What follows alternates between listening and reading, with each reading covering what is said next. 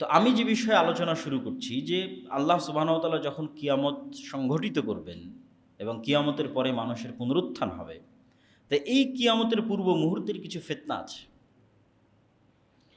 এই ফিতনাগুলোর মধ্যে সবচেয়ে ভয়াবহ ফিতনা হচ্ছে দাজ্জালের ফিতনা। আমি যদিও ধারাবাহিক বলবো সারমর্ম, কিন্তু তারপরও ভূমিকাতেই কিছু কথা বলে নিচ্ছি যে সবচেয়ে ভয়াবহ ফিতনা দাজ্জালের ফিতনা, যেটির বিষয়ে রাসূল সাল্লাল্লাহু আলাইহি ওয়াসাল্লাম বলেছেন যে আদম আলাইহিসসালাতু ওয়াসসালাম থেকে নিয়ে কিয়ামত পর্যন্ত যত ফিতনা পৃথিবীতে সংঘটিত হয়েছে, সেটা কওমে নূহের ফিতনা হোক, কওমে লূতের ফিতনা হোক, সেটা ফেরাউনের ফিতনা হোক, সেটা নমরুদের ফিতনা হোক, সেটা আদ সামুদ জাতির ফিতনা হোক, যত ফিতনা পৃথিবীতে এসেছে সবচেয়ে ভয়াবহ ফিতনা দাজ্জালের ফিতনা, যেটা উম্মতে মুহাম্মাদি মুখোমুখি হবে যেই ফিতনার।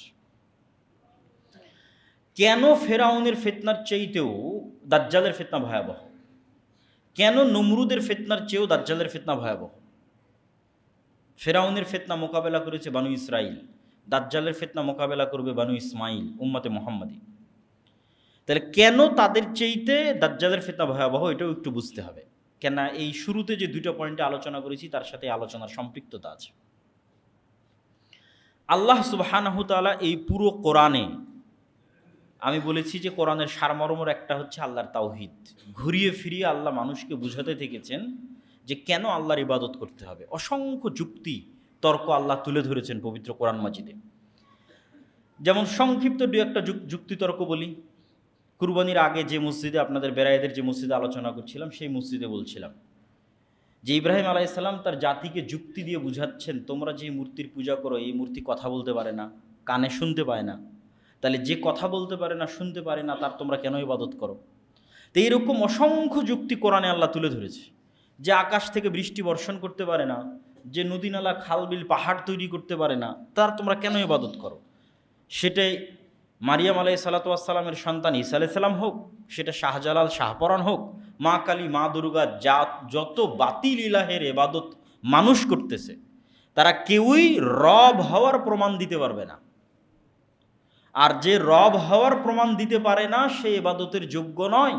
এই জন্য আল্লাহ সূরা ইখলাস, কুল হুয়াল্লাহু আহাদ যে সূরা, এই সূরার মধ্যে রব হওয়ার চ্যালেঞ্জ দিয়েছেন যে তুমি যদি ইবাদতের যোগ্য হতে চাও, রব হওয়ার চ্যালেঞ্জ গ্রহণ করো। লাম ইয়ালিদ ওয়া লাম ইউলাদ, তুমি কি জন্ম হয়েছো কারো পেটে? তাহলে তো তোমার মৃত্যু আছে। তুমি তো অনাদি অনন্ত নও, তাহলে তুমি কেমনে ইবাদতের যোগ্য? মানে জন্ম হলেই তো একটা নির্ধারিত সময় আগমন হয়েছে। যার নির্ধারিত সময় আগমন হয়েছে সে কেমনে রব হতে পারে? কেন রব মানে তো আসমান জমিন সব কিছু সৃষ্টি করতে হবে। ওয়ালাম ইয়াকুল্লাহু কুফুয়ান আহাদ, তোমার মতো কেউ আছে কিনা? এবং আয়াতুল কুরসিতেও একই চ্যালেঞ্জ দেওয়া আছে। আল্লাহু লা ইলাহা ইল্লা হুয়াল হাইয়ুল কাইয়্যুম, চিরঞ্জীব, মারা গেছে কিনা দেখো, মরলে ইবাদতের যোগ্য কেমনে হয়? যে চিরস্থায়ী চিরঞ্জীব সে ইবাদতের যোগ্য। লা তাখুযুহু সিনাতুন ওয়ালা নাওম, বিনা ঘুমে থাকতে পারি কিনা, বিনা রেস্টে থাকতে পারি কিনা দেখো। কে আছে, কোন মানুষ আছে বিনা ঘুমে টিকে আছে, বিনা খাওয়ায় টিকে আছে? নাই। তাহলে নাই মানে এটা তার দুর্বলতা। এই দুর্বলতা যার মধ্যে আছে সে কিভাবে রব হতে পারে? এরকম অসংখ্য যুক্তি আল্লাহ তুলে ধরেছে। যুক্তিগুলোর সারমর্ম হচ্ছে যে রব হওয়ার প্রমাণ দিতে পারবে না, সে ইবাদতের যোগ্য নয়। তো এই যুক্তিতে ফেরাউন বাতিল প্রমাণ হয়ে গেছে, এই যুক্তিতে নমরুদ বাতিল প্রমাণ হয়ে গেছে, আরও অসংখ্য যত বাতিল ইলাহ ছিল সবই বাতিল, আজকেও বাতিল প্রমাণ হবে। কিন্তু ভয়ঙ্কর বিষয় হচ্ছে, এত সত্য যুক্তি থাকার পরেও কত পার্সেন্ট মানুষ আল্লাহর ওপর ঈমান আনয়ন করেছে? এত শক্তিশালী মজবুত যুক্তি থাকার পরেও আজকের কত পার্সেন্ট মানুষ শিরক মুক্ত আছে? এবার চিন্তা করেন সেই দিন কি হবে, যেই দিন দাজ্জাল শুধু উলুহিয়াতের দাবি করবে না, রব হওয়ার প্রমাণও দিবে। যেই দিন দাজ্জাল বলবে আকাশ বৃষ্টি বর্ষণ করো, তো আকাশ বৃষ্টি বর্ষণ করবে। জমিনকে বলবে ফসল উৎপাদন করো, তো ফসল উৎপাদন করবে। বলবে বৃষ্টি বর্ষণ করিও না, বৃষ্টি বর্ষণ হবে না। ফসল উৎপাদন করিও না, ফসল হবে না। এমনকি মানুষকে হত্যা করে ইনস্ট্যান্ট মৃত মানুষকে জীবিতও করতে পারবে দাজ্জাল। তার কাছে জান্নাত থাকবে, জাহান্নাম থাকবে। তাহলে রব হওয়ার যে আলামতগুলো থাকে, তার কিছু কিছু আলামত দাজ্জাল পূরণ করতে পারবে ইনস্ট্যান্ট। তাহলে চিন্তা করেন, মানুষ আজকের যুগে এমন কেউ নাই যে রব হওয়ার প্রমাণ দিতে পারবে, তারপরও মানুষ ওই বাতিল ইলাহগুলোর ইবাদত করতেছে। কোরআনের এত শক্ত দলিল থাকার পরও, এত শক্ত যুক্তি থাকার পরও ওই সমস্ত বাতিল ইলাহের মানুষ ইবাদত করতেছে যাদের রব হওয়ার প্রমাণ তারা দিতে পারবে না। তাহলে এই মানুষগুলোর কি হবে সেই দিন, যেই দিন দাজ্জাল নিজের রব হওয়ার প্রমাণ দিয়ে দিবে? সেই দিন তো যারা আজকে তাওহীদপন্থী আছে এরাও পথভ্রষ্ট হয়ে যাবে। আপনাকে একটা ছোট্ট এক্সাম্পল দিই, উদাহরণ দিই। এই যে তেলের সংকট, গাড়িতে তেল পাওয়া যাচ্ছিল না কিছুদিন পূর্বেই, তেল নাই, বিদ্যুৎ নাই, কিছু নাই। ধরেন পরিপূর্ণরূপে তেল ফুল স্টপ, বিদ্যুৎ ফুল স্টপ। এখন আপনাকে আমি বললাম বিদ্যুৎ দিব, তেল দিব, আমার আদেশে তেল আর বিদ্যুৎ যাবে, তুমি যদি এটা করো, কয়টা মানুষ তার উলুহিয়াতের জায়গা ধরে রাখতে পারবে আল্লাহ সুবহানাহু ওয়া তাআলার প্রতি? এর চাইতেও ভয়ঙ্কর বিষয়ের কথা বলা হচ্ছে। আকাশ বৃষ্টি বর্ষণ বন্ধ করে দিবে, জমিন ফসল উৎপাদন বন্ধ করে দিবে, যেগুলোর বিবরণ আমরা শুনবো। তাহলে দাজ্জালের ফিতনা কেন ভয়াবহ? মানুষের ঈমান নিয়ে টানাটানি লেগে যাবে। কেন? এত শক্ত মজবুত দলিল থাকার পরেও মানুষ বাতিল ইলাহের ইবাদত ছাড়তে পারে না। তাহলে যেই দিন দাজ্জাল আসবে সেই দিন কিভাবে সে তার ঈমান নিয়ে টিকবে? তাহলে পুরো ইসলামের দুইটা সারমর্মের উপর বিশ্বাস খুব মজবুত হতে হবে। এটা বক্তব্যের শেষে আর একবার বলবো। একটা হচ্ছে আল্লাহর তাওহীদের উপর বিশ্বাস, আর একটা হচ্ছে পরকালের উপর, পুনরুত্থানের উপর বিশ্বাস। এবার কিয়ামতের পূর্ব মুহূর্তে যে ফিতনাগুলো সংঘটিত হবে তার ধারাবাহিক বিবরণ কি? রাসূলুল্লাহ সাল্লাল্লাহু আলাইহি ওয়াসাল্লাম একটা হাদিসে বলছেন, উদুদ সিত্তাম বাইনি ওয়া বাইনা ইয়াদাই সাআহ, তোমরা 6টা জিনিস গণনা করে রাখো আমার মৃত্যু এবং কিয়ামতের মধ্যে। আমার এবং কিয়ামতের মধ্যে 6টা জিনিস গণনা করে রাখো। 1 নাম্বার মাউতি, আমার নিজের মৃত্যু। রাসূল সাল্লাল্লাহু আলাইহি ওয়াসাল্লামের আগমন এবং তার মৃত্যু কিয়ামতের সবচেয়ে বড় আলামত। কেন? আগে যত নবী এসেছে প্রত্যেক নবীর পরে মানুষ তার পরবর্তী নবীর অপেক্ষা করেছে। মানুষের কাজ কি ছিল? একজন নবী চলে গেল, পরের নবীর অপেক্ষা করো, এটা মানুষের দায়িত্ব ছিল। এরপরে কে নবী আসতেছে দেখো। কিন্তু মুহাম্মদ সাল্লাল্লাহু আলাইহি ওয়াসাল্লাম আসার মাধ্যমে এবং তার মৃত্যুর মাধ্যমে পরবর্তী কোনো নবীর অপেক্ষা নয়। মানে বাক্যটা এরকম, ঈসা আলাইহিস সালাতু ওয়াস সালামের পরে কে? মুহাম্মদ সাল্লাল্লাহু আলাইহি ওয়াসাল্লাম। দাউদ আলাইহিস সালাতু ওয়াস সালামের পরে কে? সুলাইমান। তাহলে মুহাম্মদ সাল্লাল্লাহু আলাইহি ওয়াসাল্লামের পরে কে? শূন্য স্থান পূরণ হচ্ছে কিয়ামত। এটাই বাক্য। মুহাম্মদ সাল্লাল্লাহু আলাইহি ওয়াসাল্লামের পরেই কিয়ামত, আর কোনো নবী নাই তো। তাহলে মুহাম্মদ সাল্লাল্লাহু আলাইহি ওয়াসাল্লামের আগমন কিয়ামতের সবচেয়ে বড় আলামত এবং তার মৃত্যু কিয়ামতের সবচেয়ে বড় আলামত। 2 নম্বর তিনি বললেন মসজিদে আকসার বিজয়, তথা মসজিদে আকসা মুসলমানেরা বিজয় করবে, যেটা ওমর রাদিয়াল্লাহু তাআলা আনহুর যুগে বিজয় হয়েছে একবার, সুলতান সালাহুদ্দিন আইয়ুবীর যুগে বিজয় হয়েছে একবার, সামনে হয়তো আরও হতে পারে। তারপর রাসূল সাল্লাল্লাহু আলাইহি ওয়াসাল্লাম বললেন ভয়াবহ মহামারী, ছাগল বা মুরগি এদেরকে যখন মহামারী মড়ক লাগে, এরা যেমন সব মরে সাফ হয়ে যায়, মানুষ এরকম মরে সাফ হয়ে যাবে। তো যখনই কোনো ভয়াবহ মহামারী আসে, তখনই সাহাবীদের যুগে সিরিয়াতে একটা ভয়াবহ মহামারী হয়েছিল, তারা মনে করতেন এটাই সেই মহামারী। তো এটা নির্ধারিত করা সম্ভব নয়, কিন্তু পৃথিবীতে ভয়াবহ মহামারী দেখা দিবে, সামনেও ভয়াবহ মহামারী আসতে পারে। 600 কোটি মানুষ মরে 10 কোটি থাকতে পারে, 50 কোটি থাকতে পারে, অস্বাভাবিক কিছু নয়। কেন? হাদিসের বাক্যের মৃত্যুর যে ভয়াবহতা, যে পশু প্রাণীতে যখন মড়ক লাগে তখন যেমন সম্পূর্ণরূপে সাফ হয়ে যায়, ওই রকম মানুষ সাফ হয়ে যাবে। তারপর রাসূল সাল্লাল্লাহু আলাইহি ওয়াসাল্লাম বললেন ধন সম্পদের আধিক্য, যে মানুষকে 100 টাকা দিলে সে এটাকে কম মনে করবে, 100 দিনার দিলে সে এটাকে কম মনে করবে। তো আগের যুগের আলেম ওলামা বহু যুগকে নির্ধারণ করেছেন যে এই যুগ সেই যুগ। যেমন ওমর ইবনে আব্দুল আজিজের যুগে এত বেশি পরিমাণে আল্লাহ বরকত এবং রহমত দিয়েছিলেন, ধন সম্পদের এত আধিক্য তৈরি হয়েছিল যে জাকাত নেওয়ার মতো মানুষ খুঁজে পাওয়া যেত না। তো এরকম অসংখ্য যুগকে তারা বলেছেন এই যুগ সেই যুগ। আল্লাহ সুবহানাহু ওয়া তাআলা ভালো জানে কোন যুগ সেই যুগ। সুম্মা ফিতনাতুন লা ইয়াবকা বাইতুম মিনাল আরাব ইল্লা দাখালাতহু, তারপরে এমন এক ফিতনার আবির্ভাব হবে যেই ফিতনা আরবের প্রত্যেক ঘরে প্রবেশ করবে। আরবের প্রত্যেক ঘরে, পৃথিবীর প্রত্যেক ঘরে নয়। কেউ ব্যাখ্যা করেছেন এই ফিতনা হচ্ছে আধুনিক যুগের মোবাইল, স্যাটেলাইট, টিভি ইত্যাদি। কিন্তু আমার মনে হয় কোরআন এবং হাদিসে যত জায়গায় ফিতনা শব্দ ব্যবহার হয়েছে সব জায়গায় মারামারি, গণ্ডগোল, হত্যা, বিগ্রহ ইত্যাদি বিষয় ব্যবহৃত হয়েছে। ফলত ফিতনা অর্থ যেহেতু সারা পৃথিবীর সব ঘর বলা হয়নি, আরবের প্রত্যেক ঘর, সেহেতু ফিতনা অর্থ গণ্ডগোল, গৃহযুদ্ধ, মারামারি। এখন যেমন আরব বিশ্ব উত্তপ্ত, এর চাইতেও আরও হাজার গুণ, লক্ষ কোটি গুণ উত্তপ্ত হয়ে যাবে, যে প্রত্যেকটা ঘর যুদ্ধে অংশগ্রহণ করবে, যুদ্ধে জড়িয়ে পড়বে। এবং আর এক হাদিস থেকে রাসূল সাল্লাল্লাহু আলাইহি ওয়াসাল্লামের এই আমি যে ব্যাখ্যা করেছি এর সত্যতা পাওয়া যায়। রাসূল সাল্লাল্লাহু আলাইহি ওয়াসাল্লাম বললেন, অচিরেই ফোরাত নদীর তলদেশ থেকে স্বর্ণের পাহাড় বের হবে, এবং এই স্বর্ণের পাহাড় নিয়ে সারা আরব বিশ্ব যুদ্ধে জড়িয়ে পড়বে, মানে আরবের প্রত্যেকটা ঘর এটা নিয়ে যুদ্ধে জড়িয়ে পড়বে।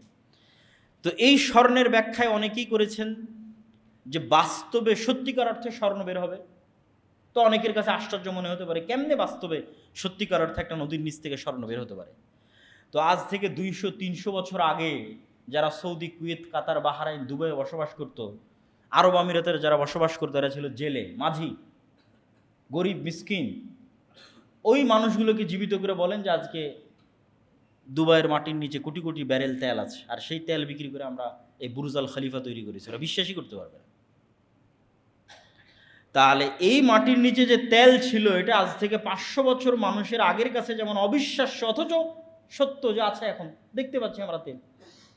তাহলে ওইটা যেমন তাদেরকে যদি আমি বলি আর নিচে তেল আছে, ওরা যে কই তেল, তারা তো বিশ্বাস করতে পারবে না। অথচ এখন আপনি তেল ব্যবহার করতেছেন ওই মাটির নিচ থেকে। তাই এইরকমই আপনাকে ঈমান রাখতে হবে যে হ্যাঁ, এর নিচে স্বর্ণ থাকতে পারে। অথবা কেউ কেউ বলেছেন যে আজকের যুগের তেল তো বাস্তব স্বর্ণের চেয়েও দামি। তো হয়তো রাসূল সাল্লাল্লাহু আলাইহি ওয়াসাল্লাম এটার কথাই বলেছে, আল্লাহ সুবহানাহু ওয়া তাআলা ভালো জানে। কিন্তু এই দুইটা বর্ণনায় যেটা বোঝা যাচ্ছে যে আরব বিশ্বের প্রতিটা ঘর একটা ভয়ঙ্কর যুদ্ধে জড়িয়ে পড়বে, গৃহযুদ্ধের মতো। এবং সেটা অবশ্যই দামি কোনো সম্পদকে নিয়ে হবে, তেল নিয়ে হোক অথবা বাস্তব স্বর্ণকে নিয়ে হোক। তারপর রাসূল সাল্লাল্লাহু আলাইহি ওয়াসাল্লাম বললেন, সুম্মা হুদনাতুন বাইনাকুম ওয়া বাইনা বানিল আসফার। হলদেটে সাদা চামড়া, যে সাদা চামড়ার রং হলুদ, সেই হলদেটে সাদা চামড়া তথা ইউরোপ, রোম, আর এক হাদিসে আছে রোমান, রোমান খ্রিস্টানদের সাথে তোমাদের একটা চুক্তি হবে। হুদনা মানে চুক্তি। এবং এই চুক্তি হওয়ার পর রোমান খ্রিস্টান এবং মুসলমানেরা এক তৃতীয় পক্ষের বিরুদ্ধে যুদ্ধ করবে। রোমান খ্রিস্টান কারা? যেই সময় রাসূল সাল্লাল্লাহু আলাইহি ওয়াসাল্লাম এই হাদিস বলছেন, ওই সময় রোমান এম্পায়ারের রাজধানী হচ্ছে আজকের Istanbul, Constantinople, Byzantine Roman empire. এবং তখন রোম বললে এদের কি বোঝানো হতো রাসূল সাল্লাল্লাহু আলাইহি ওয়াসাল্লাম যখন এই হাদিস বলেন।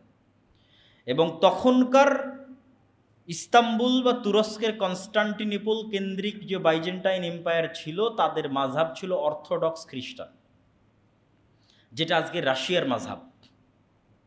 তো ওই ব্যাখ্যা মাথায় রেখে কেউ বলেছে যে রাশিয়া কেন্দ্রিক যে অর্থোডক্স খ্রিস্টানরা আছে তারা। আবার কেউ বলেছেন যে না, ব্যাপক অর্থে খ্রিস্টান তথা ইউরোপের খ্রিস্টান, আমেরিকার খ্রিস্টান, সবাই।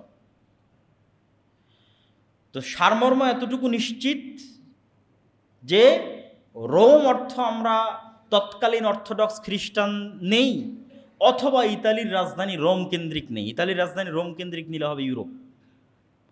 খ্রিস্টানদের সাথে মুসলমানদের একটা চুক্তি হবে, এতটুকু নিশ্চিত। এই চুক্তির ভিত্তিতে খ্রিস্টান এবং মুসলমানেরা তৃতীয় পক্ষের বিরুদ্ধে যুদ্ধ করবে। সেই তৃতীয় পক্ষ কারা? আজ থেকে 500 বছর আগে যদি কেউ এই হাদিস পড়েছে, তার কাছে মনে হবে তৃতীয় পক্ষ মনে হয় ওরা। আজ যখন আমি হাদিস পড়ছি, আমার কাছে মনে হবে তৃতীয় পক্ষ মনে হয় এরা। কিন্তু বাস্তবে যেই দিন সংঘটিত হবে সেই দিন তৃতীয় পক্ষ কারা আল্লাহ সুবহানাহু ওয়া তাআলা ভালো জানেন। আজকে মনে হতে পারে যে হয়তো সেই তৃতীয় পক্ষ আমেরিকা তথা ইউরোপ আর মুসলমানের একমত হয়ে গেল, অথবা রাশিয়ার মুসলমানের একত্রিত হলো, তৃতীয় পক্ষ হয়তো ইউরোপ অথবা আমেরিকা, অথবা মনে হতে পারে তৃতীয় পক্ষ ইসরায়েল নিজেই, ইহুদিদের রাষ্ট্র, অথবা তৃতীয় পক্ষ হিন্দুরা, বৌদ্ধরা, চাইনিজরা, আল্লাহু আ'লাম। কিন্তু এতটুকু নিশ্চিত, খ্রিস্টান আর মুসলমানেরা মিলে এক তৃতীয় পক্ষের বিরুদ্ধে যুদ্ধ করবে। আর এই যুদ্ধে খ্রিস্টান এবং মুসলমানেরা বিজয়ী হবে। বিজয়ী হওয়ার পর একজন খ্রিস্টান ক্রুশকে উঁচিয়ে ধরে বলবে যে ক্রুশের বিজয় হোক, বা পুরুষের কারণে আজকে আমরা জয়লাভ করেছি। তখন আরেক মুসলমানের গায়েরাতে, ব্যক্তিত্বে এই কথাটা আঘাত লাগবে, সে উঠে, কিছু বর্ণনায় আছে ওই ক্রোশকেই ভেঙে দিবে, কিছু বর্ণনায় আছে ওই খ্রিস্টান ব্যক্তিকে হত্যা করবে রাগের মাথায়, যে না আমরা বিজয় লাভ করেছি মূলত আল্লাহর সাহায্যে। এই কথার ভিত্তিতে খ্রিস্টান এবং মুসলমানেরা মুখোমুখি দাঁড়িয়ে যাবে, বড় এক যুদ্ধের রূপ নেবে। এই যুদ্ধের বর্ণনা দিতে গিয়ে রাসূল সাল্লাল্লাহু আলাইহি ওয়াসাল্লাম বলছেন, লা তাকুমুস সাআহ হাত্তা ইয়ানজিলা রোম বিল আমাক আও বিদাবিক, ততদিন পর্যন্ত কিয়ামত হবে না যতদিন রোমান খ্রিস্টানেরা তোমাদের মোকাবেলায় যুদ্ধ না করছে আমাক এবং দাবেক নামক জায়গায়। আজকের যারা ভূগোল নিয়ে অ্যানালাইসিস করেন, তারা অ্যানালাইসিস করে দেখেছেন যে এই জায়গাটি হচ্ছে তুরস্ক এবং সিরিয়ার সীমান্তবর্তী অঞ্চল। আজকের তুরস্ক এবং আজকের সিরিয়ার যে সীমানা আছে এই সীমান্তবর্তী, হালব বলে আরবিতে, ইংরেজিতে বলে আলেপ্পো, এটা একটা প্রদেশ। এই প্রদেশের অন্তর্গত ইদলিব শহরের আশেপাশের দুইটা জায়গার নাম হচ্ছে আমাক এবং দাবেক, এখন ওই নামেই আছে। এখানে যতদিন তোমরা মুখোমুখি না হচ্ছ খ্রিস্টানদের, ততদিন পর্যন্ত কিয়ামত হবে না। ওই যুদ্ধের বর্ণনা দিতে গিয়ে রাসূল সাল্লাল্লাহু আলাইহি ওয়াসাল্লাম বলছেন যে সেই দিন রোমান খ্রিস্টানরা ৮০টি পতাকার অধীনে একত্রিত হবে এবং তাহতা কুল্লি রায়াতিন, প্রত্যেক পতাকার অধীনে ইসনা আশারা ১২,০০০ করে সেনাবাহিনী থাকবে, পদাতিক ইনফেন্ট্রি থাকবে, সশস্ত্র যোদ্ধা থাকবে। তো এই ৮০ পতাকা দ্বারা ৮০টা দেশ উদ্দেশ্য হতে পারে, ৮০টা জাতি উদ্দেশ্য হতে পারে, অথবা এমনি পতাকা ৮০টা উদ্দেশ্য হতে পারে, আল্লাহু আলাম। আর ৮০ দিয়ে ১২,০০০কে গুণ দিলে প্রায় ৯.৫ লক্ষ থেকে ১০ লক্ষ, তথা প্রায় ১০ লক্ষের বিশাল সেনাবাহিনী তোমাদের বিরুদ্ধে উপস্থিত হবে, ১০ লক্ষ। আর এই যুদ্ধটাকেই বলা হয়েছে মালহামা। আর এই যুদ্ধকেই বাইবেল এবং তাওরার প্রফেসি অনুযায়ী আরমাগেড্ডন, কিয়ামতের পূর্ব মুহূর্তে সংঘটিত হওয়া ভয়াবহ যুদ্ধ বলা হয়েছে। এবং এই ভয়াবহ যুদ্ধের বিবরণ দিতে গিয়ে রাসূল সাল্লাল্লাহু আলাইহি ওয়াসাল্লাম বলেন, হাদিসের কিছু বর্ণনা অনুযায়ী যুদ্ধ চলবে ৪ দিন, কিছু বর্ণনা অনুযায়ী ৬ দিন। আর এই যুদ্ধে এত মানুষ মারা যাবে যে রাসূলুল্লাহ সাল্লাল্লাহু আলাইহি ওয়াসাল্লাম বলছেন, কোনো এক বংশে যদি ১০০ জন মানুষ থাকে ৯৯ জন মারা যাবে। এই জন্য যে একজন বেঁচে থাকবে ওই একজন খুশি হবে না, কেননা উত্তরাধিকার নাই, উত্তরসূরি নাই। কিসের খুশি হবে? সম্পদে আনন্দ পাবে না, গনিমতের মাল বন্টনে আনন্দিত হবে না। আর এক বর্ণনায় রাসূল সাল্লাল্লাহু আলাইহি ওয়াসাল্লাম বলছেন, একটা পাখি যদি আকাশে ১ মাস উঠতে থাকে তাহলে লাশের সারি শেষ করতে পারবে না এবং লাশের দুর্গন্ধে বসার মতো কোনো খালি জায়গা না পেয়ে পড়ে গিয়ে মারা যাবে, একটানা যদি ১ মাস উঠতে থাকে। এই রকম ভয়াবহ ভয়ঙ্কর যুদ্ধ পৃথিবীতে আর অতীতে কোনোদিন হয়নি, ভবিষ্যতেও কোনোদিন হবে না। এই যুদ্ধ হচ্ছে সেই যুদ্ধ। এই যুদ্ধে মুসলমানদের অবস্থা কি হবে? রাসূল সাল্লাল্লাহু আলাইহি ওয়াসাল্লাম বলছেন, ইয়াখরুজু মিনাল মাদিনা খিয়ারু আহলিল আরজ, এই যুদ্ধে অংশগ্রহণ করার জন্য মদিনা মুনাওয়ারা থেকে তৎকালীন বিশ্বের সর্বশ্রেষ্ঠ আল্লাহওয়ালা তাকওয়াবান পরহেজগার মানুষরা বের হবে। এবং যখন মদিনার মুজাহিদরা এই যুদ্ধে অংশগ্রহণ করার জন্য আসবে, তখন রোমান খ্রিস্টানরা বলবে, খাল্লু বাইনানা ওয়া বাইনা ইখওয়ানিনা, আরে আমাদের সমস্যা তো শাম বা সিরিয়ার মানুষের সাথে, তোমরা কেন মদিনা থেকে এই যুদ্ধে অংশগ্রহণ করতে আসছো? তখন মদিনার মানুষেরা বলবে, আমরা আমাদের ভাইদেরকে একা ছেড়ে দিতে পারি না। রাসূলুল্লাহ সাল্লাল্লাহু আলাইহি ওয়াসাল্লাম বলেন, সেই দিন মুসলমানেরা ৩ ভাগে বিভক্ত হবে। সুলুসুন ইয়ানহাজিম, ৩ ভাগের ১ ভাগ যুদ্ধের মাঠ থেকে পালিয়ে যাবে। লা ইয়াতুবুল্লাহু আলাইহিম আবাদা, আল্লাহ কিয়ামত পর্যন্ত এদের তওবা কবুল করবেন না।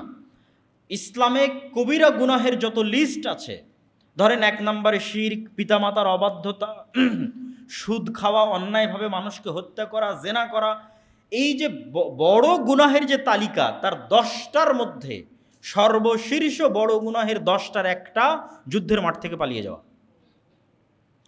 কিন্তু সকল কবিরা গুনাহ তওবা করলে মাফ হয়, কিন্তু ওই দিন যুদ্ধের মাঠ থেকে যারা পালিয়ে যাবে তাদের ক্ষেত্রে রাসূল সাল্লাল্লাহু আলাইহি ওয়াসাল্লাম বলছেন এদের তওবা কবুল হবে না।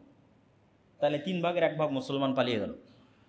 তিন ভাগের এক ভাগ মুসলমান শহীদ হয়ে যাবে। রাসূল সাল্লাল্লাহু আলাইহি ওয়াসাল্লাম বলেন, হুম আফজালুশ শুহাদা ইনদাল্লাহ। আসমানের নিচে জমিনের উপরে ওই তিন ভাগের এক ভাগ মানুষ যারা শহীদ হবে তারা আল্লাহর নিকটে সবচেয়ে প্রিয় শহীদ পৃথিবীর ইতিহাসের। আর সুলুসুন সুবহানাহু ওয়া তাআলা বিজয় দান করবেন। হুম লা ইফতানুনা আবাদা, এই যে তিন ভাগের এক ভাগ মানুষ বিজয় হলো, এরা মৃত্যু পর্যন্ত আর কোনোদিন ফিতনায় পতিত হবে না। মানে এই তিন ভাগের এক ভাগ মানুষ দাজ্জালের ফিতনা থেকেও মুক্ত থাকবে, এই তিন ভাগের এক ভাগ মানুষ ইয়াজুজ মাজুজের ফিতনা থেকেও মুক্ত থাকবে। সামনে আর যে ফিতনায় আসুক না কেন ওই ফিতনায় তারা তাদের ঈমান হারা হবে না, এদের ঈমান মাহফুজ হয়ে গেছে যারা বিজয়ী হবে। তারপরে ইয়াফতাতিহুনা কুস্তুনতুনিয়া, এই বিজয়ের পর তারা কনস্টান্টিনোপল বিজয় করবে, আজকের তুরস্কের রাজধানী ইস্তাম্বুল। রাসূল সাল্লাল্লাহু আলাইহি ওয়াসাল্লাম বলছেন। তো ইস্তাম্বুল তো এখন মুসলমানদের কাছে আছেই। যখন আল্লাহর নবী হাদিস বলেন তখন ইস্তাম্বুল মুসলমানদের কাছে ছিল না। শুধু তাই নয়, ইসলামের পুরো ইতিহাসের একটা আশ্চর্যজনক পয়েন্ট আপনাদেরকে বলি। মুসলমানেরা যখন ক্রুসেডের যুদ্ধে, যখন ভয়ঙ্কর 200 বছর যাবৎ ক্রুসেডের যুদ্ধে মুসলমানেরা আছে, মসজিদ আকসা হারিয়ে ফেলেছে, তখনও কিন্তু ইস্তাম্বুল কনস্টান্টিনোপল মুসলমানদের হাতে নেয়। যখন মুসলমানেরা মঙ্গোলীয়দের বিরুদ্ধে বাগদাদে আব্বাসীয় খেলাফতের পতন হয়ে যাচ্ছে, তখনও কিন্তু কনস্টান্টিনোপল কুস্তুনতুনিয়া মুসলমানদের হাতে নেয়। এগুলোর পরে মুসলমানেরা ওসমানী সালতানাতের সময় মোহাম্মদ আল ফাতেহ কনস্টান্টিনোপল বা কুস্তুনতুনিয়া বিজয় করেছে, অনেক পরে। তো আল্লাহর নবী কিয়ামতের পূর্ব মুহূর্তেও কুস্তুনতুনিয়া বিজয়ের ভবিষ্যৎবাণী করছেন। তার অর্থ হচ্ছে হয়তো এই কনস্টান্টিনোপল, এই ইস্তাম্বুল, এই তুরস্ক একদিন মুসলমানদের হাত থেকে বেরিয়ে যাবে। তাহলে না মুসলমানেরা বিজয় করবে। আর এক হাদিসে রাসূলুল্লাহ সাল্লাল্লাহু আলাইহি ওয়াসাল্লাম বলছেন, হে আমার সাহাবীরা, তোমরা এমন এক শহরের কথা শুনেছো, সামি'তুম বিমাদিনাতিন জানিবুম মিনহাল বার ওয়া জানিবুম মিনহাল বাহর, এমন এক নগরীর কথা শুনেছো যার এক পাশে সমতল আর এক পাশে সমুদ্র। তোমরা চিনো এই নগরী, এই শহর? তো বলে হ্যাঁ চিনি। এইটা কোন নগরী? কিছু আলেম ওলামা বলেছে এটাই কনস্টান্টিনোপল ইস্তাম্বুল, কেউ বলেছেন এটা ইতালির রাজধানী রোম। তো রাসূল সাল্লাল্লাহু আলাইহি ওয়াসাল্লাম বলছেন, লা তাকুমুস সাআ, ততদিন পর্যন্ত যুদ্ধ হবে না যতদিন না ইসহাক আলাইহিস সালাতু ওয়াস সালামের বংশের 70,000 মুসলমান এই শহর যুদ্ধ করে বিজয় না করছে। আর সেই যুদ্ধ এমন যুদ্ধ হবে, লা ইয়ারমুনা সাহমান ওয়ালা ইয়ালকুনা সিলাহান, তারা কোনো তরবারিও ব্যবহার করবে না, কোনো তীরও চালাবে না, কোনো গুলিও চালাবে না, কোনো অস্ত্র ব্যবহার করবে না, শুধু মুখ দিয়ে উচ্চারণ করবে লা ইলাহা ইল্লাল্লাহ আল্লাহু আকবার। শুধু এই আওয়াজে শহর বিজয় হয়ে যাবে, শহরের দেওয়াল পড়ে যাবে। পৃথিবীর সবচেয়ে পাওয়ারফুল শক্তি হচ্ছে আওয়াজ। এই হাদিস বলে আমি আমার জিকিরের আলোচনায় বলেছি, এই হাদিস বলে যে পৃথিবীর সবচেয়ে পাওয়ারফুল এনার্জি, পাওয়ারফুল জিনিস হচ্ছে আওয়াজ। আওয়াজ আল্লাহ সুবহানাহু ওয়া তাআলা ব্যবহার করে। কুন ফায়াকুন, হও হয়ে যাও। আল্লাহ সুবহানাহু ওয়া তাআলা আওয়াজ কুন ফায়াকুন, হও হয়ে যাও আদেশের মাধ্যমে সকল কিছু কমপ্লিট করে দেন, সম্পূর্ণ করে দেন। জাদু টোনা থেকে বলেন, মন্ত্র থেকে বলেন, বদনজর থেকে বলেন, সব কিছু আওয়াজের ভিত্তিতে। আবার ওইটা থেকে বাঁচার যে স্ট্র্যাটেজি, সেটাও আওয়াজ। আওয়াজ যেহেতু সবচেয়ে পাওয়ারফুল, এই জন্য উম্মতে মুহাম্মাদীকে আল্লাহ সুবহানাহু ওয়া তাআলার পক্ষ থেকে এমন মুজিজা দেওয়া হয়েছে, পার্মানেন্ট মুজিজা, যেটা মূলত আওয়াজ, সেটা হচ্ছে কোরআন। কেন? কোরআন কার আওয়াজ? আল্লাহ সুবহানাহু ওয়া তাআলার। এই জন্য এটা উম্মতে মুহাম্মাদীর পার্মানেন্ট মুজিজা, সবচেয়ে পাওয়ারফুল। তো ওইটা নিয়ে আরও জিকিরের কোনো একদিন আলোচনা করলে সেদিন বিস্তারিত আলোচনা করব। তাহলে কোনো অস্ত্র ছাড়া, কোনো কিছু ব্যবহার করা ছাড়া শুধু আওয়াজ উচ্চারণ করে শহর বিজয় হয়ে যাচ্ছে। আর কেউ বলেছেন এই শহর হচ্ছে ইতালির রাজধানী রোম, তথা ওই যে মালহামা সংঘটিত হলো, ওই মালহামার পরে মুসলমানেরা যেমন কনস্টান্টিনোপল বিজয় করবে, বিজয়ের পর এই বিজয়ের ধারা চলতেই থাকবে, চলতে চলতে ইতালির রাজধানী রোম পর্যন্ত এই বিজয় পৌঁছে যাবে। আর এই বর্ণনা লজিক্যাল। কি জন্য লজিক্যাল? যদিও ওই হাদিসটা জয়ীফ, কিন্তু কনটেক্সট বলছে এটা সম্ভব। কেন সম্ভব? খ্রিস্টানেরা তাদের সর্বোচ্চ শক্তির বহিঃপ্রকাশ ঘটিয়ে ফেলেছে 10 লক্ষ সেনাবাহিনী উপস্থিত করে। তাহলে এই যুদ্ধে যখন তাদের পরাজয় হয়ে গেছে, তাদের তো আর কোনো শক্তি নেই, তারা তো আর কোনো বাধাই দাঁড় করাতে পারবে না। কেননা সর্বোচ্চ শক্তির বহিঃপ্রকাশ ঘটিয়েছে 10 লক্ষ সেনাবাহিনী সন্নিবেশিত করে। তাহলে এখন আর সারা বিশ্বে মুসলমানদের বাধা প্রদানকারী আর কোনো শক্তি বাকি নেই। ফলত মুসলমানরা শুধু কনস্টান্টিনোপল বিজয় করবে না, পুরো ইউরোপ বিজয় করবে, মসজিদে আকসা বিজয় করবে, পুরো ভারত বিজয় করবে। এগুলো সব দাজ্জাল আসার পূর্বেই হবে। এই জন্য কেউ কেউ মনে করে যে দাজ্জাল পৃথিবীতে আসার আগে পুরো পৃথিবীর কন্ট্রোল নাকি দাজ্জাল নিজের হাতে নিবে। আমি এই চিন্তা চেতনায় বিশ্বাস করি না। হাদিসের কনটেক্সট বলতেছে দাজ্জাল বের হওয়ার আগেই, ঈসা আলাইহিস সালাতু ওয়াস সালাম আসার আগেই সারা পৃথিবী মুসলমানরা বিজয় করে নিচ্ছে। এখনও তো দাজ্জাল আসেনি। 10 লক্ষ সেনাবাহিনী পরাজিত হয়ে গেছে, কনস্টান্টিনোপল বিজয় হচ্ছে, ইতালির রাজধানী রোম বিজয় হচ্ছে। কোনো নবী নাই, নতুন কোনো নবী নাই, নতুন কোনো কোরআন নাই, নতুন কোনো হাদিস নাই, আমার আপনার মতো মুসলমানেরা বিজয় করতেছে। আল্লাহু আকবার। এই যে এই বিজয় নতুন কোনো নবী আছে, নতুন কোনো কোরআন আছে, নতুন কোনো হাদিস আছে? এই কোরআন পড়ে আর এই হাদিস পড়ে আমার এবং আপনার মতো মুসলমানেরা বিজয় করতেছে। তখনও দাজ্জালও আসেনি, ঈসা আলাইহিস সালামও আসেনি। তো মুসলমানদের এই অপ্রতিরোধ্য বিজয় ধারা যখন সারা পৃথিবীতে ছড়িয়ে পড়বে এবং দাজ্জালের যে প্রজেক্টগুলো আছে এগুলো বাস্তবায়ন করার মতো কোনো শক্তি যখন পৃথিবীতে বাকি থাকবে না, তখন মাসীহ হিসেবে দাজ্জালের আগমন হবে। দাজ্জালের নামও মাসীহ, ঈসা আলাইহিস সালাতু ওয়াস সালামের নামও মাসীহ। মাসীহ শব্দের অর্থ বিপদ থেকে উদ্ধারকারী। দুইজনই মাসীহ, একজন সত্য মাসীহ, একজন মিথ্যা মাসীহ, একজন ধোকাওয়ালা মাসীহ আর একজন সত্যিকারের অর্থে মাসীহ। তাহলে দাজ্জাল বিপদ থেকে উদ্ধার করবে কাদেরকে? ও তো মাসীহ, ওকে তো কাউকে না কাউকে বিপদ থেকে উদ্ধার করতে হবে। তো বিপদে না পড়লে উদ্ধার করবে কিভাবে? তথা যত বাতিল শক্তি আছে সকল বাতিল শক্তি বিপদে পড়ে গেছে। ওই যে মুসলমানরা সারা পৃথিবী বিজয় করে নিচ্ছে। তো এখন দাজ্জালকে নিজেকেই বের হতে হবে বিপদ থেকে বাঁচানোর জন্য, ইহুদি এবং খ্রিস্টানদেরকে। এই জন্য সে মাসীহ। আর সত্যিকার অর্থেই দাজ্জাল যখন বের হবে তখন সে ইহুদিদের মাসীহ হিসেবে বের হবে। এবং আজকের মুসলমানেরা যারা এই মালহামা বিজয় করলো, যারা কনস্টান্টিনোপল বিজয় করলো, যারা ইতালি বিজয় করলো, মসজিদে আকসা, ভারত ইত্যাদি সব বিজয় করলো, সারা পৃথিবী তাদের কন্ট্রোলে, তারা এক দিনে, এক সেকেন্ডে দাজ্জালের আবির্ভাবের মাধ্যমে সকল ক্ষমতা হারিয়ে ফেলবে। একদিনে, এক সেকেন্ডে সকল ক্ষমতার কেন্দ্রবিন্দু চলে যাবে দাজ্জালের হাতে। কেন? সে অতি অলৌকিক, অতি এক্সট্রা অর্ডিনারি পাওয়ার দিয়ে আল্লাহ সুবহানাহু ওয়া তাআলা তাকে পাঠাবে। দাজ্জালের এই বিশ্বাসকে বাইবেলের প্রফেসিতে বলা হয়েছে অ্যান্টিক্রাইস্ট। 3টা ধর্মই, ইহুদি, খ্রিস্টান এবং মুসলমান, 3টা ধর্মই বিশ্বাস করে কিয়ামতের পূর্ব মুহূর্তে একজন মাসীহ উদ্ধারকারী আসবেন। খ্রিস্টানেরা তো এ পর্যন্ত বিশ্বাস করে যে ঈসা আলাইহিস সালাম আসবেন, কিন্তু খ্রিস্টানদের ঈসা আলাইহিস সালাম আসার আমাদের ঈসা আলাইহিস সালামের আসার মধ্যে পার্থক্য কি? খ্রিস্টানেরা বিশ্বাস করে ঈসা আলাইহিস সালাম মারা গেছেন, পুনরুজ্জীবিত হয়ে আসবেন। আর আমাদের বিশ্বাস যে ঈসা আলাইহিস সালাম মারা যাননি, আল্লাহ আকাশে উঠিয়ে নিয়েছেন, আবার পাঠাবেন। কিন্তু খ্রিস্টানরাও জানে যে ঈসা আলাইহিস সালাম আসবে। এবং আজকের খ্রিস্টানদের সাথে ইহুদিদের যে ঐক্য, এই ঐক্যের পিছনের লজিকটা কি জানেন?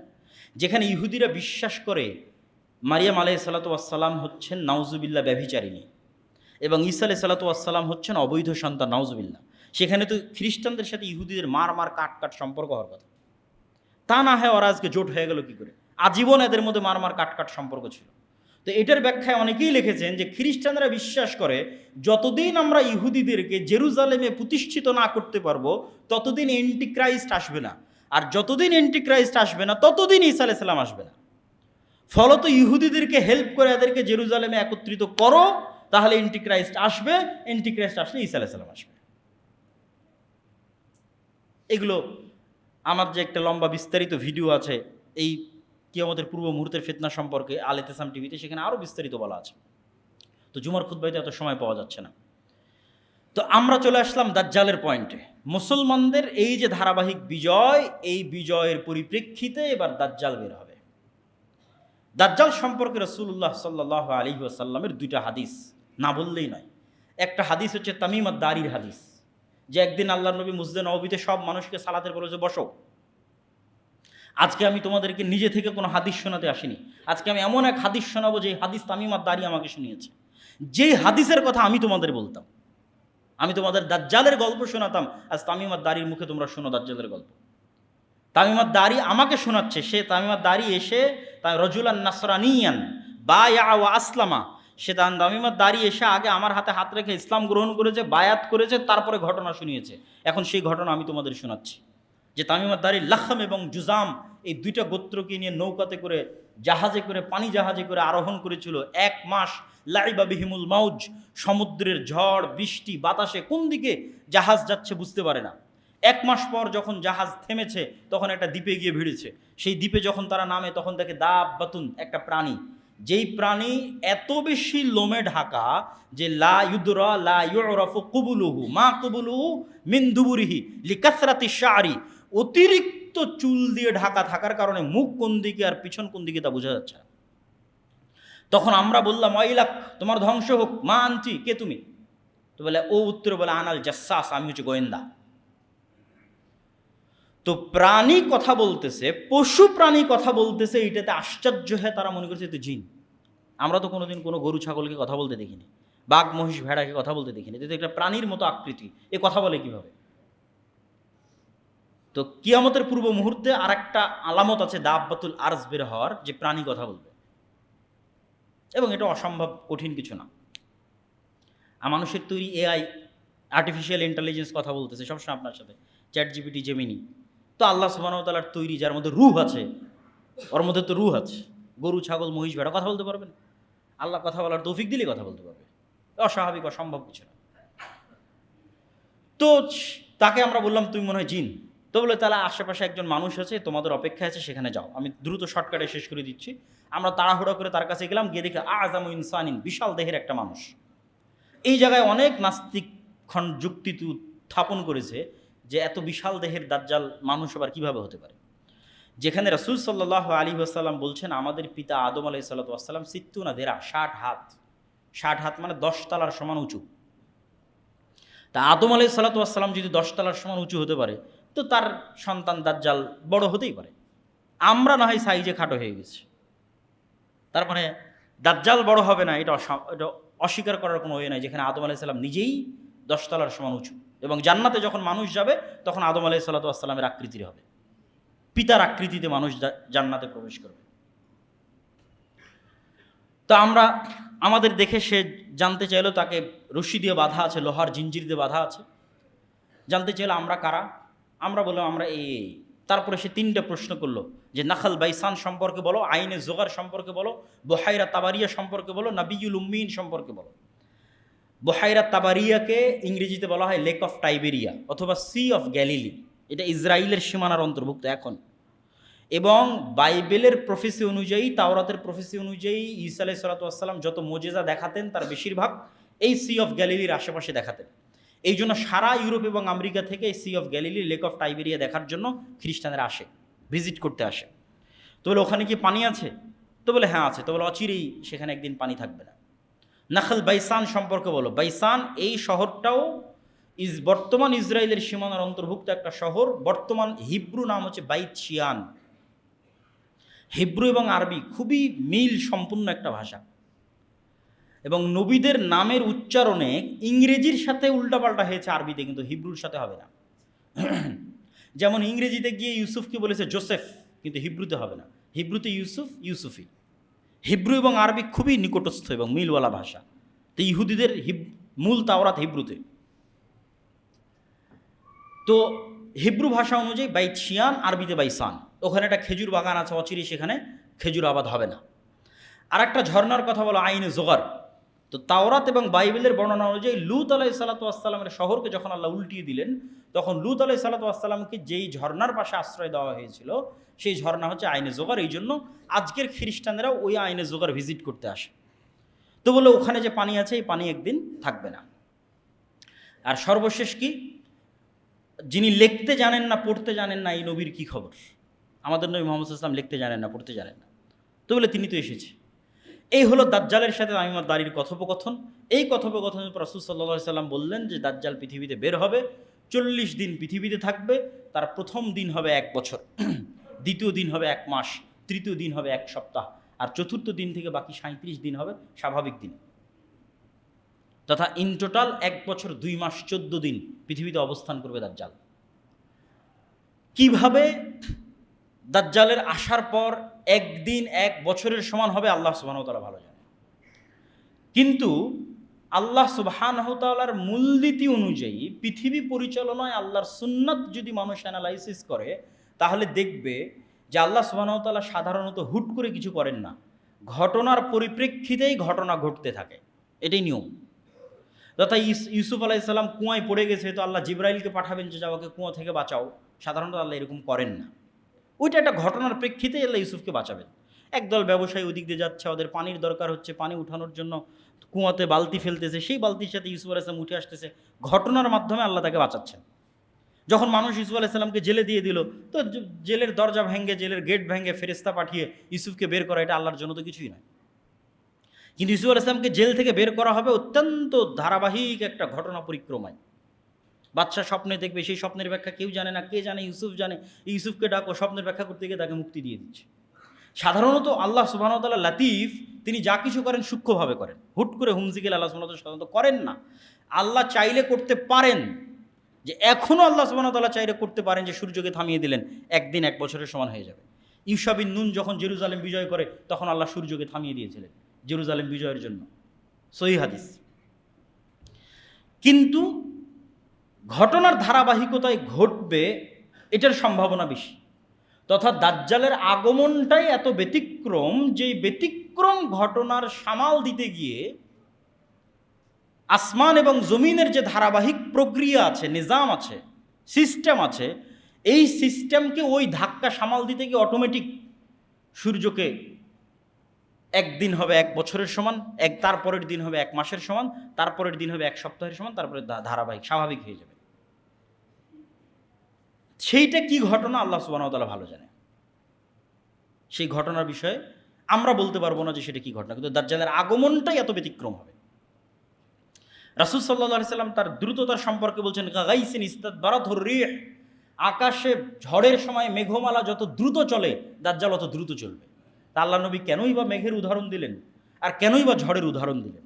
রাসূল সাল্লাল্লাহু আলাইহি সাল্লাম তো আর জানতেন না যে আকাশে বিমান উড়ে, আকাশে রকেট উড়ে, তাও জানতেন না। কিন্তু উদাহরণ দিচ্ছেন কি, মেঘমালা ঝড়ের সময় যত দ্রুত চলে, দাজ্জাল সেইভাবে চলবে।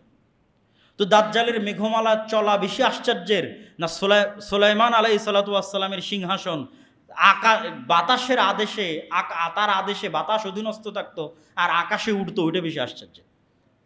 যেগুলো আগে ঘটে গেছে এগুলো বেশি আশ্চর্যের, আর যেগুলো পরে ঘটবে বলা হচ্ছে এগুলো অত আশ্চর্যের নয়। তথা দাজ্জাল আকাশে উড়বে অথবা আকাশে তার ওরকম কোনো যন্ত্র থাকবে, আল্লাহ আলাম, আল্লাহ ভালো জানে কি হবে, কিন্তু তার গতির কথা বলা হচ্ছে, ওইটা বেশি আশ্চর্যের না সুলাইমান আলাইহিস সালাতু ওয়াস সালাম যেটা ঘটিয়েছিল ওইটা বেশি। সুলাইমান আলাইহিস সালাম তো বেশি আশ্চর্য, ওটা তো অতীতে ঘটেই গেছে। তো দাজ্জাল রাসূল সাল্লাল্লাহু আলাইহি ওয়াসাল্লাম বলছেন ইরাক এবং শামের নগরীর মধ্যে দিয়ে হাঁটবে, কোনো অঞ্চলে গিয়ে বলবে এই তোমরা আমার প্রতি ঈমান আনো, তো বলে ঈমান আনবে, সারা পৃথিবীর সব ধন সম্পদ ওদের পিছনে ছুটবে। কোনো এক শহরে গিয়ে বলবে ঈমান আনো, আনবে না, আসমান জমিন সব বৃষ্টি বর্ষণ বন্ধ করে দিবে, পৃথিবী ঘাস পাতা উৎপন্ন করবে না, খাবে কি? আগে থেকে যে ফার্নিচার আছে কাঠের, এগুলো চাবিয়ে চাবিয়ে খাবে, জ্বালিয়ে জ্বালিয়ে খাবে। রাসূল সাল্লাল্লাহু আলাইহি ওয়াসাল্লাম হাদিসে বলছেন ধনুক তীর সেগুলো থেকে মানুষ খাবার অন্বেষণ করবে ঈমান বাঁচাতে গিয়ে। ভয়ঙ্কর ভয়াবহ অবস্থা। এবার এই ভয়ঙ্কর ভয়াবহ অবস্থা থেকে বাঁচাতে ঈসা আলাইহিস সালাতু ওয়াস সালাম আসবেন। তাহলে ঈসা আলাইহিস সালামও মাসিহ, বিপদ থেকে উদ্ধারকারী। কাদেরকে বিপদ থেকে উদ্ধার করতেছেন? বিপদগ্রস্ত মুসলমানদেরকে বিপদ থেকে উদ্ধার করতেছেন। দাজ্জালও মাসিহ, কাদেরকে বিপদ থেকে উদ্ধার করছে? ইহুদি খ্রিস্টানদের বিপদ থেকে উদ্ধার করতেছে। এবার ঈসা আলাইহিস সালাতু ওয়াস সালামও ওই এক্সট্রা অর্ডিনারি, অতি অলৌকিক ক্ষমতা নিয়ে আসবেন। স্বাভাবিক মানুষের পক্ষে দাজ্জালের মোকাবেলা করা সম্ভব নয়। আল্লাহ ঈসা আলাইহিস সালাতু ওয়াস সালামকে সেই অলৌকিক ক্ষমতা দিয়ে পাঠাবেন যেটা তিনি দাজ্জালকে মোকাবেলা করতে পারবেন। সেটা কেমন পাওয়ারফুল? রাসূল সাল্লাল্লাহু আলাইহি ওয়াসাল্লাম বলছেন ঈসা আলাইহিস সালামের নিঃশ্বাস যত দূর যাবে, কোনো কাফের যদি থাকে নিঃশ্বাসে মারা যাবে। আল্লাহু আকবার! কি অলৌকিক ক্ষমতা নিয়ে তিনি আসবেন। দাজ্জালকে তাকে হত্যা করতে হবে না, যদি শুধু দেখে ইয়াজুবু কামা ইয়াজুবুল মা, লবণ পানিতে দিলে যেভাবে গলে যায় দাজ্জাল সেভাবে গলে যাবে। কিন্তু তারপরও ঈসা আলাইহিস সালাম তাকে হত্যা করবেন এবং রক্ত মানুষকে দেখাবেন যে তাকে হত্যা করেছে। এবার ঈসা আলাইহিস সালাতু ওয়াস সালাম আসলেন দামেস্কে। ঈসা আলাইহিস সালাতু ওয়াস সালাম দাজ্জালকে হত্যা করলেন, মুসলমানদেরকে মুক্তি দিলেন। এবার যেই ঈসা আলাইহিস সালাতু ওয়াস সালাম পৃথিবীর সবচেয়ে ভয়াবহ ফিতনা মোকাবেলা করলেন, যেই ফিতনা ওই মুজাহিদরা মোকাবেলা করতে পারছিল না, যারা সারা পৃথিবী বিজয় করে নিয়েছে। মালহামাতে বিজয় হয়েছে 10 লক্ষ সেনাবাহিনীর বিরুদ্ধে, কনস্টান্টিনোপল বিজয় করেছে, ইতালি বিজয় করে, ওরা পারছিল না দাজ্জালের মোকাবেলা করতে। সেই দাজ্জালের মোকাবেলা করলেন ঈসা আলাইহিস সালাম। এবার এই ঈসা আলাইহিস সালামকে আল্লাহ বলবে, ঈসা, আমার এবার এমন কিছু বান্দা বের হবে যাদের সাথে তুমিও মোকাবেলা করতে পারবে না, অতএব তুমি মুমিনদের নিয়ে তুর পাহাড়ে আশ্রয় নাও। এরা হচ্ছে ইয়াজুজ এবং মাজুজ। ইয়াজুজ এবং মাজুজের সংখ্যাধিক্য সম্পর্কে বলতে গিয়ে রাসূল সাল্লাল্লাহু আলাইহি সাল্লামের একটা সহিহ হাদিস, রাসূল সাল্লাল্লাহু আলাইহি সাল্লাম বলছেন, আদম সন্তানের প্রত্যেক 1099 জন জাহান্নামে যাবে। সাহাবীরা হতভম্ব যে 1099 জাহান্নামে গেলে আমিও জাহান্নামে। 1099 জন, তাহলে আমার তো আর চান্স নাই জান্নাতে যাওয়ার। তো রাসূল সাল্লাল্লাহু আলাইহি সাল্লাম তাদেরকে আশ্বস্ত করলেন, টেনশনের কিছু নাই, এই 999-এর বেশিরভাগই ইয়াজুজ মাজুজ। এখন বেশিরভাগ মানে কত পার্সেন্ট তা রাসূল সাল্লাল্লাহু আলাইহি ওয়াসাল্লাম আর বলেননি। ধরলাম 900 জন, 999-এর 900 জন ইয়াজুজ মাজুজ, ধরলাম 999-এর 600 জন ইয়াজুজ মাজুজ। তাহলে 600 জন 900 জনও যদি ইয়াজুজ মাজুজ হয়, তাহলে ইয়াজুজ মাজুজের সংখ্যা কত হতে হবে? আদম থেকে না কিয়ামত পর্যন্ত যা মানুষ আসবে তার 900 গুণ।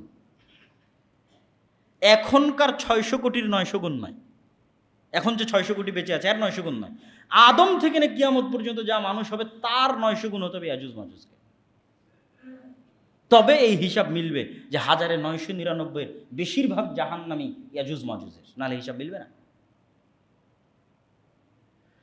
তো ইয়াজুজ মাজুজ কোথায় আছে? এত বিশাল সংখ্যক ইয়াজুজ মাজুজ, দাজ্জাল কোথায় আছে? এটা নিয়ে কিন্তু অনেক প্রশ্ন মানুষের মনের মধ্যে তৈরি হয় এবং নাস্তিকরা কিন্তু তৈরি করে। এটার 2-3টা উত্তর দিয়ে এবং দাজ্জালের ফিতনা থেকে কিভাবে বাঁচবো সেটা বলে বক্তব্য শেষ করে দেব। ইয়াজুজ মাজুজ দাজ্জাল কোথায় আছে? দেখেন, আমি আবারও বলছি, এখন যা ঘটনার কথা বলা হচ্ছে কিয়ামতের পূর্ব মুহূর্তে, তার চেয়ে ভয়াবহ ঘটনা আগে ঘটে গেছে। এই জন্য বলা হয়েছে দাজ্জালের ফিতনা থেকে বাঁচতে সূরা কাহাফ পড়ো। কেননা সূরা কাহাফে যেই ঘটনাগুলো আছে, এই ঘটনা পৃথিবীর ইতিহাসে সবচেয়ে ব্যতিক্রম ঘটনা। সূরা কাহাফে আছে খিজির আলাইহিস সালাতু ওয়াস সালামের ঘটনা, মুসা আর খিজির। সূরা কাহাফে আছে আসহাবে কাহাফের ঘটনা। সূরা কাহাফে আছে যুলকারনাইন আর ইয়াজুজ মাজুজের ঘটনা। সূরা কাহাফের মধ্যে আছে 2 ভাইয়ের ঘটনা যারা বাগান নিয়ে, মানে 2 জনই মোটামুটি ধনী ছিল। একজন বেশি টাকা পয়সার কারণে খুব অহংকার করবে, তার এগুলো আবার কোনোদিন নষ্ট হয় নাকি, ধ্বংস হয় নাকি, কিয়ামতকে অস্বীকার করেছে। আল্লাহ সব রাতের মধ্যে ধ্বংস করে দিয়েছে। তো এই 4টে ঘটনা আছে সূরা কাহাফের মধ্যে। এই সূরা কাহাফের এই ঘটনাগুলো কিয়ামতের পূর্ব মুহূর্তে যা ঘটবে তার চেয়ে বেশি আশ্চর্যের। যেমন আসহাবে কাহাফের কথা বলা হচ্ছে যে তোমরা যদি ওদের দেখো তাহসাবুহুম আইকাযা, তোমরা মনে করবে এরা জেগে আছে, জাগ্রত মানুষ, অথচ ওরা ঘুমন্ত আছে। এমনভাবে আমি তাদের রেখেছিলাম। 309 বছর তাদের উপর দিয়ে অতিক্রম হয়ে গেছে, তারা মনে করছে আমরা তো কিছুক্ষণ ঘুমিয়েছিলাম। সময়ের আপেক্ষিকতা বলেন অথবা যেটাই বলেন, অনেক রহস্য এই আসহাবে কাহাফের ঘটনার মধ্যে লুকিয়ে আছে। আবার মুসা এবং খিজির আলাইহিস সালাতু ওয়াস সালাম সফর করছেন। মুসা ইসলাম বললেন, আমি সবচেয়ে জ্ঞানী। আল্লাহ বললেন, তোমার চেয়ে জ্ঞানী এক বান্দা আছে, সাক্ষাৎ করতে চাও? আল্লাহ বললেন, না, অমুক শহর, অমুক নগরী, অমুক গ্রামে যাও। বললেন, একটা মাছ ভেজে নাও, এই সমুদ্রের ধার দিয়ে চলতে থাকো, মাছ যেখানে জীবিত হয়ে যাবে সেখানে পাবা। তো মাছ এক জায়গায় জীবিত হয়ে সমুদ্রে চলে গেল। মুসা আলাইহিস সালাতু ওয়াস সালাম বা তার সঙ্গী ইউশা বিন নুন বুঝতে পারেন। পুনরায় যখন ফিরে আসছেন তখন খিজির আলাইহিস সালাতু ওয়াস সালাম সালাম শুনে, আসসালামু আলাইকুম শুনে আশ্চর্য জিজ্ঞেস করছেন, এটা কার সালাম? দুনিয়াতে তো সালাম শুনিনি, জান্নাতের সালাম কিভাবে? তারপরে খিজির আলাইহিস সালাতু ওয়াস সালাম যা যা ঘটাচ্ছেন একটাও ফিজিক্সের রুলস অনুযায়ী চলে না। যে ভবিষ্যতে যেই বাচ্চা তার পিতা মাতাকে কষ্ট দিবে, সেই বাচ্চাকে খিজির আলাইহিস সালাম অতীতে হত্যা করতেছেন, কিন্তু টাইম ট্রাভেলের মতো। কিন্তু বাস্তবে টাইম ট্রাভেল কিনা তা জানি না, আল্লাহ সুবহানাহু ওয়া তাআলা ভালো জানে। কিন্তু সায়েন্স ফিকশনে এগুলো টাইম ট্রাভেল। তো ফিজিক্সে যা সংঘটিত হওয়া সম্ভব নয়, তাই খিজির আলাইহিস সালাতু ওয়াস সালাম সংঘটিত করতেছে। তারপরে খিজির আলাইহিস সালাতু ওয়াস সালামের সাথে বিচ্ছেদ হয়ে গেল। খিজির আলাইহিস সালাম কোথায় ছিলেন, কোথায় থেকে আসলেন? যুলকারনাইন এক লম্বা সফর করলো 3 দিকে। এক সফরে গিয়ে ইয়াজুজ মাজুজকে পেল, তাদেরকে দেওয়াল দিয়ে আটকে দিল। তাহলে ইয়াজুজ মাজুজ কিয়ামতের সময় আসবে, ওটার চেয়ে বেশি আশ্চর্যের যে এত বিশাল সংখ্যক ইয়াজুজ মাজুজকে যুলকারনাইন কোথায় পেল আর কোথায় আটকে রাখলো। তাহলে ঘটনা তো আগেই ঘটেছে। তো এটার উত্তর হচ্ছে আল্লাহ সুবহানাহু ওয়া তাআলা, 1 নম্বর উত্তর, আল্লাহু আলা কুল্লি শাইইন কাদির, আল্লাহ সকল কিছুর উপর ক্ষমতাবান। তিনি আমাদের সাথে এই মসজিদে এখন ফেরেশতারা বসে আছে, ফেরেশতাদের আমরা দেখতে পাই না। এই মসজিদের মধ্যে যদি একটা পাখি ছেড়ে দেন, ওই কাঁচে গিয়ে বাড়ি খাবে, জানালা খুঁজে পাবে না। কুকুর আমাকে যেভাবে দেখে আপনি আমাকে সেভাবে দেখেন না, আপনি আমাকে যেভাবে দেখেন কুকুর সেভাবে দেখে না। সাপের দৃষ্টি আমাকে দেখার আরও ভিন্ন। প্রত্যেকটা প্রাণীর আর একটা প্রাণীকে দেখার জগৎ ভিন্ন। মাছ যেই জগতে বসবাস করে ওই জগতে আমরা বসবাস করতেই পারবো না। মাছ পানির জগতে বসবাস করে, সেই জগতে পৃথিবীর আর কোনো সৃষ্টি বসবাসই করতে পারবে না। তাহলে মাছের জগতের চিন্তা চেতনা এবং রুলস ভিন্ন। তো এই জন্য একই পৃথিবীতে বসবাস করার পরও ডাইমেনশন আলাদা হলে পাশাপাশি থাকতে পারবে। জিনেরা আছে, ফেরেশতারা আছে, আল্লাহ সুবহানাহু ওয়া তাআলা সেভাবেও রাখতে পারে। ওয়া হুয়া আলা কুল্লি শাইইন কাদির। অথবা এটাও হতে পারে আল্লাহ সুবহানাহু ওয়া তাআলা বলছেন আমি 7 আসমান 7 জমিন সৃষ্টি করেছি। 7 আসমান সৃষ্টিতে যা সময় লেগেছে 7 জমিন সৃষ্টিতে তাই সময় লেগেছে, এবং 7 জমিনও আমার আদেশ ওহী অবতীর্ণ হয়। তো 7 জমিনের কোনো এক জমিনেও থাকতে পারে, কিন্তু নিশ্চিত করে বলা সম্ভব নয়। কিন্তু আপনি কোনো যুক্তি দিয়ে এটাকে খণ্ডন করতে পারবেন না যে আমি দেখতে পাচ্ছি না, আমার ক্যামেরা আমার প্রযুক্তির লেন্সের মধ্যে আসতেছে না, ফলত দাজ্জাল এবং ইয়াজুজ মাজুজ নাই, ফলত দাজ্জাল আমেরিকা, ফলত দাজ্জাল এআই, ফলত ইয়াজুজ মাজুজ মুখ না। আল্লাহ সুবহানাহু ওয়া তাআলা সর্বশক্তিমান।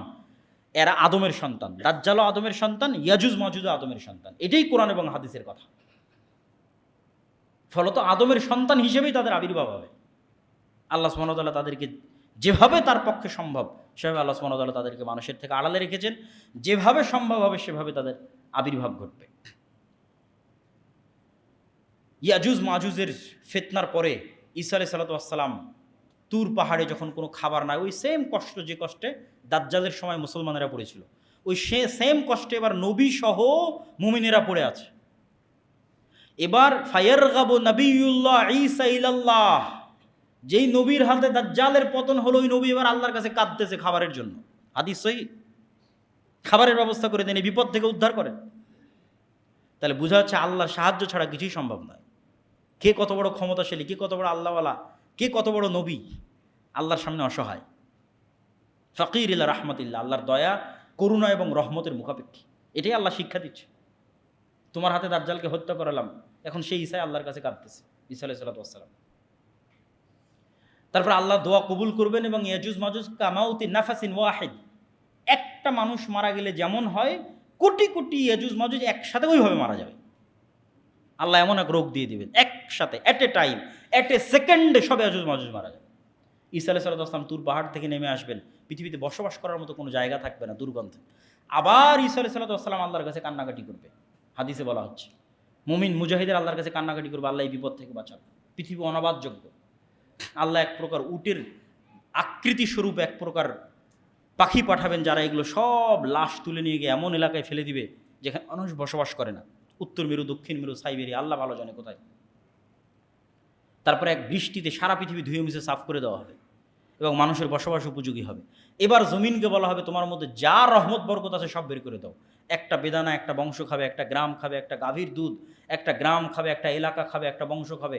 রহমত এবং বরকতের কোনো অভাব হবে না, কোনো যুদ্ধ নাই, বিগ্রহ নাই, জুলুম নাই, অন্যায় নাই। এই শাসন চলবে 7 বছর, কোনো বর্ণনায় আছে 10 বছর। সব মুমিন মুসলিম ঈসা আলাইহিস সালাম সবাই মারা যাবে। তারপরে শিরারুন নাস, ফাসেক ফাজের মানুষেরা বেঁচে থাকবে।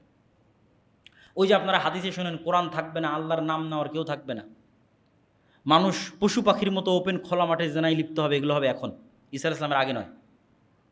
ঈসা আলাইহিস সালামের আগে তো মানুষের ঈমান এই লেভেলে পৌঁছে যাবে যে 10 লক্ষ সেনাবাহিনীকে পরাজিত করে দিয়েছে নতুন নবী ছাড়া, নতুন কোরআন ছাড়া। আমার এবং আপনার মতো মুসলমানেরা পৃথিবী বিজয় করে নিচ্ছে। এবার শেষ কথা, সামারি কথা, যেটা বলে বক্তব্য শেষ করে দেব, সেটা কি? এই ফিতনা থেকে বাঁচবেন কিভাবে এবং এই ঘটনা থেকে শিক্ষা কি? বাঁচার রাস্তা বক্তব্যের শুরুতেই বলে দিয়েছি। 2টা ঈমান যত মজবুত হবে পৃথিবীর সকল ফিতনা থেকে আপনি তত বাঁচতে পারবেন। এক, পরকালকে যদি চোখে দেখতে পারেন, আর 2, আল্লাহর উপর ঈমান যদি মজবুত হয়। পুনরুত্থানের উপর বিশ্বাস যত মজবুত, জান্নাত জাহান্নামের উপর ঈমান যত মজবুত, পৃথিবীর সব ফিতনা মোকাবেলা করা তত সহজ। আসহাবুল উখদুদের ঘটনা আল্লাহ সূরা বুরুজের মধ্যে বলেছে। তাদেরকে বলা হলো কি, হয় ঈমান ছাড়ো, না হলে আগুনের মধ্যে ঢুকে পড়ো। তারা কিন্তু আগুনের মধ্যেই ঢুকে গেল। কুতিলা আসহাবুল উখদুদ, আগুনের মধ্যেই ঢুকে গেল, কিন্তু ঈমান পরিত্যাগ করেনি। তাহলে ওরা আগুনের মধ্যে ঢুকলো কেমনে? কেমনে সম্ভব? বিশ্বাস যখন এই মাত্রায় পৌঁছে গেছে যে এই আগুনই জান্নাত, আর আমার বাড়িতে যে এসি ফ্রিজ থাকার সুন্দর আরাম আয়েশ আছে, ওটাই জাহান্নাম। পরকালকে দেখতে পাচ্ছে, যে আমি যদি আগুনে ঢুকি তাহলে আগুনে ঢুকছি না জান্নাতে ঢুকছি? বলেন না কেন? আগুনে ঢুকছি না জান্নাতে ঢুকছি? জান্নাতে ঢুকতেছি। এই মাত্রার বিশ্বাস যেই দিন অর্জন করতে পারবেন, পৃথিবীর সব ফিতনা থেকে আপনি মুক্ত হয়ে যাবেন। বিশ্বাসের মাত্রা হতে ওই লেভেল, যে এটা তো ওসিলা, এটা আমার জান্নাতে যাওয়ার ওসিলা। আমি আগুনে ঢুকতেছি না জান্নাতে যাওয়ার ওসিলা অবলম্বন করতেছি। ধরেন মৃত্যুকে আপনি ভয় পাচ্ছেন, তাহলে মৃত্যুকে যদি ভয় পান আপনি তো ফিতনা থেকে মুক্ত হতে পারবেন না। তাহলে মৃত্যু কি? এ জান্নাতে যাওয়ার ওসিলা, আমি তো জান্নাতে ঢুকতেছি, তাহলে মৃত্যু আপনার কাছে ইজি হয়ে যাবে। মরার জন্য সবসময় প্রস্তুত থাকবেন, কোনো ফিতনা আপনাকে আটকাতে পারবে না।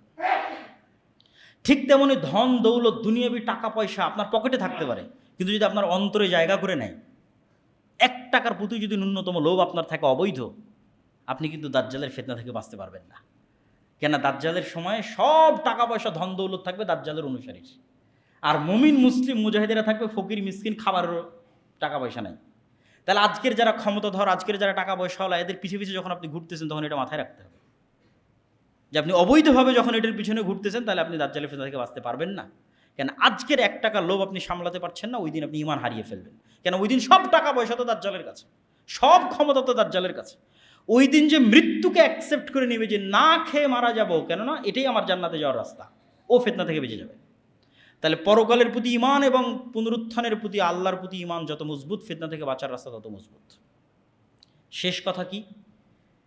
ঈসা আলাইহিস সালাতু ওয়াস সালামের আগমন, দাজ্জালের আগমন, ইমাম মাহদির আগমন, এগুলো বড় ঘটনা নয়। এগুলোর চাইতে বড় ঘটনা আগে ঘটে গেছে, সেটা হচ্ছে কোরআনের প্রেরিত হওয়া আর মুহাম্মদ সাল্লাল্লাহু আলাইহি ওয়াসাল্লামের প্রেরিত হওয়া। কেন এটা সবচেয়ে বড় ঘটনা বললাম? ঈসা আলাইহিস সালামও যখন আসবেন তখনও নতুন কোনো কোরআন আসবে না, ঈসা আলাইহিস সালামও এই কোরআনের উপরই আমল করবে।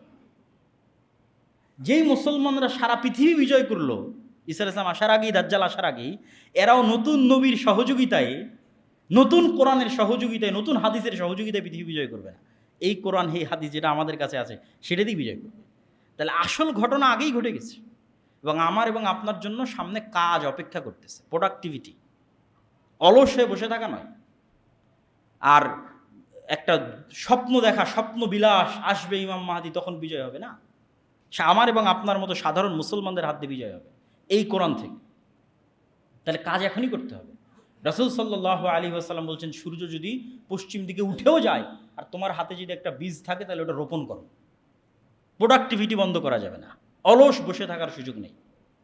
আল্লাহ সুবহানাহু ওয়া তাআলা আমাদেরকে এই বিষয়গুলোর উপর ঈমান রাখার এবং এই রকমের ফিতনা থেকে বাঁচার যে রাস্তাগুলো আছে সেগুলো অবলম্বন করার, এবং এই ঘটনাগুলো থেকে যেগুলো শিক্ষণীয় আছে সেগুলো আমাদের শিখার তৌফিক দান করুক। আল্লাহুম্মা আমিন।